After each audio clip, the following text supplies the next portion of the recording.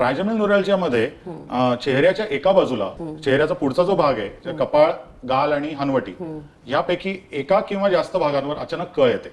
ही चेहऱ्याच्या एकाच भागात असते, कारण ट्रायजेमिनल नस ही सेन्सरी नर्व आहे, संवेदना चेहऱ्याची वाहून नेणारी नस आहे आणि चेहऱ्याच्या प्रत्येक बाजूला एक अशी ती असते. त्या नसेवर जेव्हा काही कारणाने दाब येतो त्यावेळेला ही कळ सुरू होते. असंही असते ती कळ.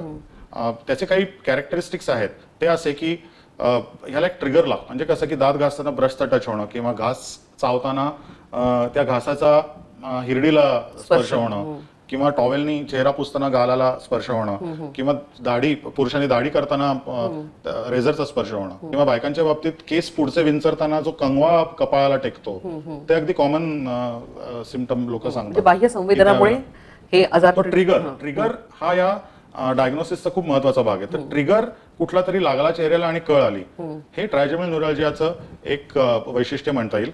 कधी कधी गाडीतून जाताना आपल्याला चेहऱ्याला हवा लागते, हवेच्या स्पर्शामुळे सुद्धा ही वेदना सुरू होऊ शकते. कधी कधी नुसतं बोलताना सुद्धा ही वेदना सुरू होऊ शकते. म्हणजे काहीतरी ट्रिगर तिथे झाला, कारण हालचाल झाली आणि वेदना सुरू झाली. पण म्हणजे ही वेदना झाली आणि थांबते असं होतं काही खूप काळ ही वेदना? नॉर्मली ही वेदना साधारण काही सेकंद, सुरुवातीला काही सेकंद ते एखादं मिनिट टिकते आणि जसे दिवस जातील तसं या आजाराच्या तीव्रतेत वाढ होत जाते आणि ही वेदना येण्याची जी वेळ असते ती सेकंदांपासून मिनिटापर्यंत जाते. त्याची तीव्रता वाढते, वारंवारता वाढते. म्हणजे खूप रिपीटेडली ती वेदना यायला लागते.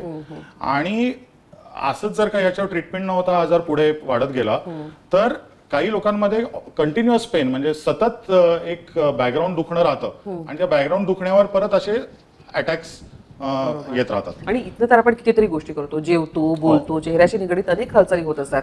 तुम्ही म्हणालात की आत्महत्या करावीशी वाटते, हे अगदी खरंच साहजिकच आहे. कारण कसं म्हणून त्याला ज्या काळी त्याला शस्त्रक्रिया किंवा औषधं नव्हती त्यावेळेला ऍक्च्युअली लोकांनी आत्महत्या केल्या आहेत. आता हे जे मी तुम्हाला उदाहरण दिलं ते आजच्या युगात घडलेलं आहे म्हणून ते जास्त महत्वाचं आहे.